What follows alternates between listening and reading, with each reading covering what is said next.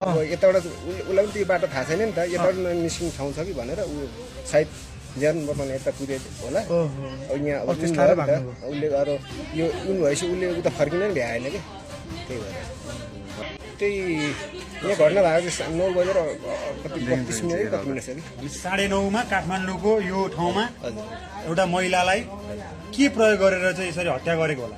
तपाईले सीसी क्यामेरामा के देख्नु भयो?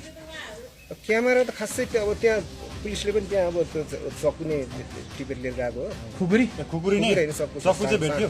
सीसी क्यामेरामा भन्नु तपाईको के घर नजिक भएको सीसी क्यामेराबाट चाहिँ के देख्नु भयो? कतिजना थिए? एक्लैले थियो कि कसले गर्दा थियो कि के थियो? म बाहिर थिएँ के देख्नु भयो सीसी क्यामेरामा? कतिजना आएर एक्लै हो एक्लै देखेको महिला केमा आउनु भएको थियो?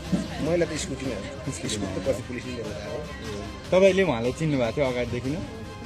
उहाँलाई त्यो नेपाली गोरुलाई त देखिरहेको हो अब मिसेसलाई चाहिँ देखाएको हिजो यहाँ भाग्नलाई लुक्नलाई छटपटेर कुना छिर्नु भएको हो।